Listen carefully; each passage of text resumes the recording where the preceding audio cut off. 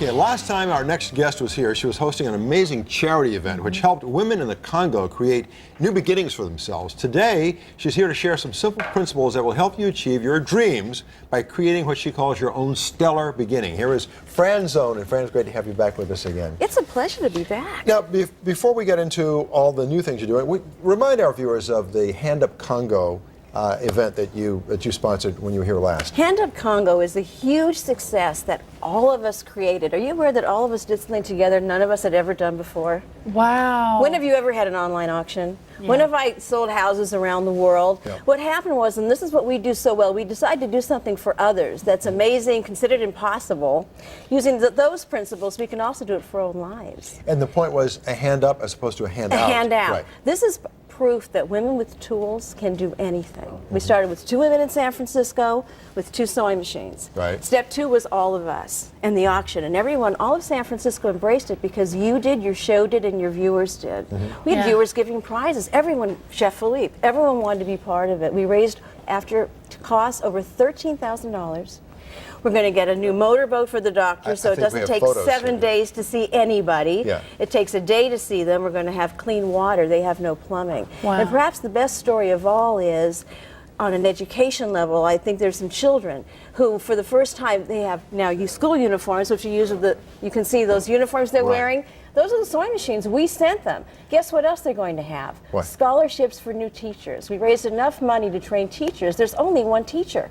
Wow. That's Years from now, amazing. there'll be many. So we're changing generations in the Congo. What I find interesting about we women, we can change other people. We can do anything else. We tend not to do it for ourselves. Yes. And we can make immediate change in our own lives. How can we do that? So you're like a coach.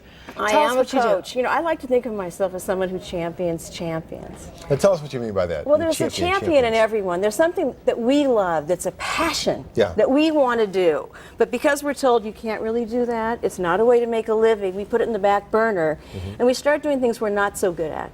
You work with some amazing people. You have a funny story about the Pope, right? I'm very proud of working with the Pope because it's a great example of being compelling. And that's one of the things that you want to do to get whatever you want in life. I was asked to work with the Vatican during the Pope's visit to California. And there are a lot of people they could have asked. I was thrilled they asked me because I'm Jewish. Right, exactly. You know, and Right. anyone else would say, but I can't do that because I'm not Catholic. But they needed a good communicator. Right. Not a good Catholic. Not for that particular project. But a good communicator. But a good communicator. And there was a mantra in the zone, which is what you are has to be more compelling than what you're not.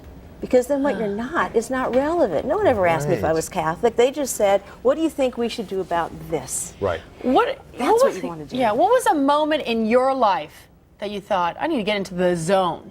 I need to have these mantras. Well, you know, big change happens with big pain. We know that.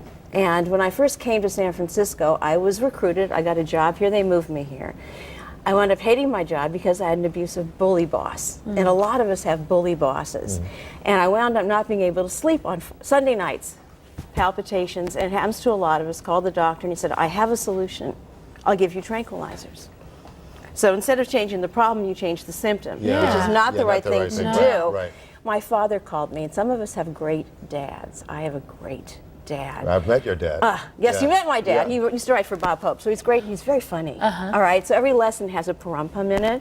And what he told me was, he called me, he said, how's it going with that boss? And I said, it's not going well, but my boss is going, but my doctor is going to give me tranquilizers. And he took a breath and he said, help me get this. Your boss isn't a good boss because a good boss helps you do your job. They don't bully you. They're going to be fired. By the time they're fired, you're going to be addicted to tranquilizers. Help me understand why this is good.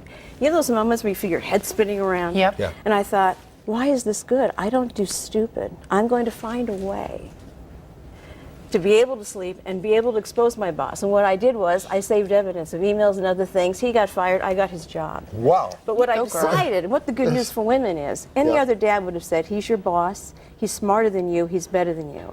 What my father said was, he just has a better job than you. Okay, so Don't be a less you. That Don't let was someone your else wake-up define call. you. The wake-up call is you have to define you Right. and stay in your solid, confident level. Okay. Now.